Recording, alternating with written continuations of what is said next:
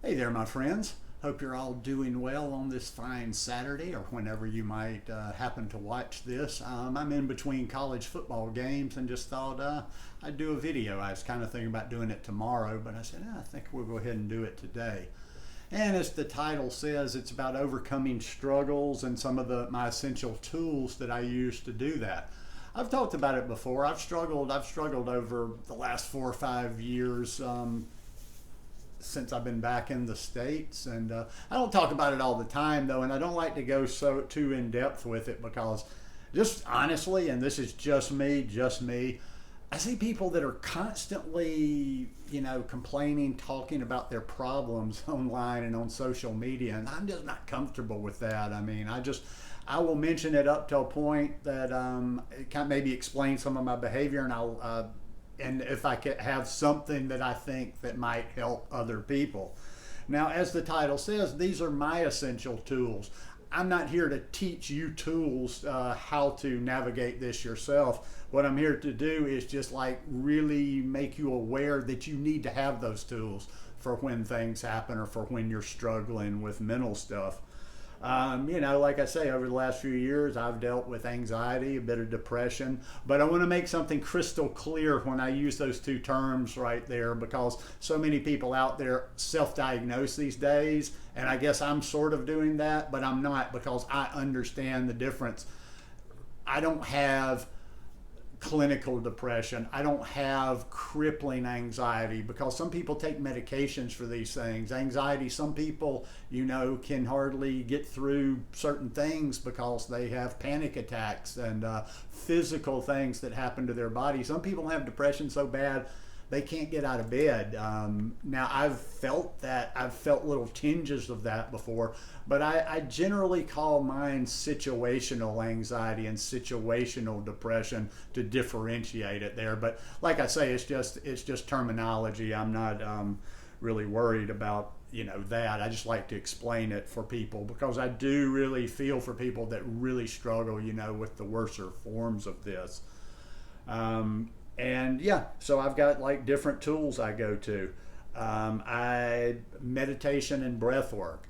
I kind of just say meditation slash breath work because at this point, after I've been practicing daily meditation for over 2 years now, and after that, and after practicing breath work and practicing both and going back and forth, I don't even really sometimes know what the difference is because my meditations are very much breath based, just being aware of my breath. But sometimes I find it where I can really, zone in a little bit better by just simply controlling my breath. Now, when I meditate, technically, I just observe my breath and I don't control it. This kicked up again a little bit after I was sick last month, and it's not because I wasn't anxious about being sick or the sickness that I had at that time. It just kind of reminded me of my precarious situation that I was alone in this world. If something really bad went down, I don't have people. I don't have that support system that is going to be around. So one thing that I used a lot in recent weeks, like in the last month, I would say, is like I do breath practice where I just basically make my out breath or my exhale about twice as long as my inhale. So I'll just do a count of 4. Just breathe in for 4, and then I'll breathe out very, very slowly for 8. And when I do this for a while, I just kind of feel things melting away, and I kind of feel like at least I'm in survival mode. I'm not gonna lie; these are not tools that make me thrive and just get beyond. These are survival tools. It's kind of like when somebody's having problems in the water and you throw them a lifeline. So meditation and breath work are definitely one of the huge tools in my toolkit, as well as prayer. And that's different things for different people of different faiths and no faiths and this and that. However, I don't talk to anybody about their thing. It's just that that's something that I do in times of struggle as well. And a lot of times it goes hand in hand with the meditation. I'll meditate, pray, meditate, one after the other. But I found those both very, very effective. They give me some sort of peace. Another one, and this one's very specific, and I'm going to put a link for this one below. It's the Bell Chant, and it's a little piece by Thich Nhat Hanh. It's a little less than 8 minutes. Some of you may have heard it before, but just sometimes when I'm in a mood, when I'm struggling, whatever you want to call it, it just really brings me like a very peaceful feeling all throughout my body. It'll literally bring a smile to my face. Where was I at the other day? Oh, I was at the YMCA. I was working out, and afterwards I'd walk on the track. I was walking on the track, and I had some stuff that got stuck in my head, and I just put that one on as I was walking around the track. And I've done it before when I was walking, but it helped. It helped a lot. And the last one's a really simple one. All of these are just little simple things that I use that work specifically for me. And the last one I would say is comedy. I've always heard comedy is the best medicine, for pretty much anything. So, and mine is, I like all type of comedy. I like stupid sitcoms. I like comedy movies. I like especially older comedy movies from the 70s and 80s.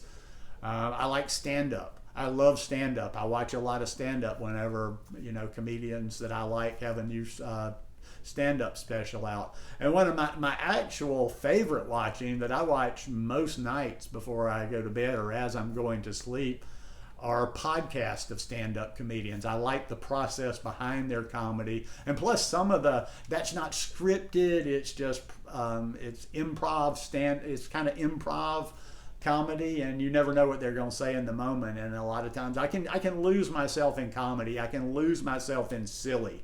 A lot of the sitcoms especially are just absolutely pointless and silly, and that's what I need in that moment. I just need to lose myself, laugh a little bit. And when I laugh a little bit, I think there's something physical in your body that releases when you laugh, because all of a sudden I will tend to feel better with that. But anyhow, like I say, this is not to say that you need to make these your tools. There may be some overlap. Some of these might work for you, but like I say, the point is if you struggle with things like this, well, first know the difference. Like if you're really struggling, or even if you're not really struggling, go to therapy, get some help, whatever. But for people that might be in the same situation like me, it's essential to have your toolkit. And even if you are in therapy or whatever, I don't think it necessarily hurts to have other little tools that you can use on a regular basis. I will say that people do kind of need to do their own due diligence with this. The only thing I have heard, and I think this is a very, very small, minute amount of people, but sometimes when people have anxiety and have certain things like that, and it's real, when we're talking hardcore, maybe even when you're taking medicine, that sometimes meditation is not the best thing. So like I say, look that up if you're even questioning it. But anyhow, just thought I would share that today, pop in for a quick video. Hope you guys enjoyed this one today, maybe got something out of it. If you did, please give me a thumbs up. Have a beautiful rest of your weekend, and I'll see you here real soon. Peace.